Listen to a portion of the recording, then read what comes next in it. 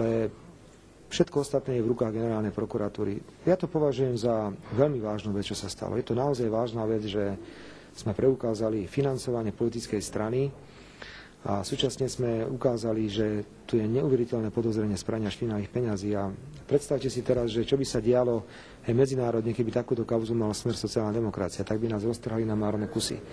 Zatiaľ ich medzinárodné spoločenstvo šetrí a verím, že ak budeme tlačiť na odpovede, na otázky, ktoré staviame, že budeme vidieť ďalšiu a ďalšiu špinu, pokiaľ ide o SDK z hľadiska vnútorného života.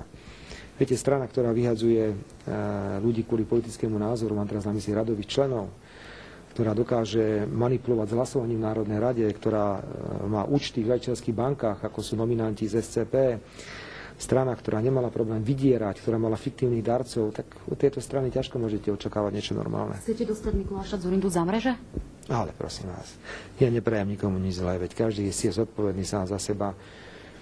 Možno si pamätáte, raz bola taká diskusia, keď som v parlamente povedal pánovi Dzurindovi, že ja to neberiem osobne, že mu prajem všetko dobré, on mi povedal, že mu neprajem nič dobrého. Tak ja to tak neberiem. Ja keď som ho stretol, tak som sa ho spýtal, že ako funguje tá jeho zlomená noha. Úplne normálne. Ja si s ním týkam, pretože sa s ním poznám z obdobia z rokov 1992 až 1998. Ale dnes je v pozícii politického oponenta, protivníka, má iné názory na riadenie štátu.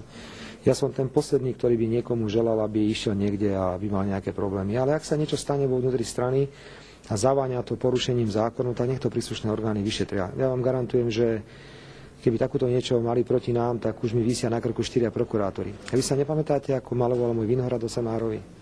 Vy sa nepamätáte na to, ako chodil po školách, po tých gymnáziách a na tabule deťom maloval byt mojej mamy, dvojizbový byt v Bratislave? Tak musí byť pripravený na to, že ak sa bavíme o miliónoch, obrovských sumách, že my budeme klásť legitímne otázky. Snáď ste nemali pocit z tých tlačových konferencií, že sme tam vyskakovali, boli agresívni. Priniesli sme papiere, doklady, toto sme našli a pýtame sa. Nič iné sme jednoducho nechceli. Nože ale je to smiešné, že politik po 2 tlačových konferenciách pustí do gatí. No, tak ukázal to pán Dzurinda. Ale len preto, aby prežil. Podobná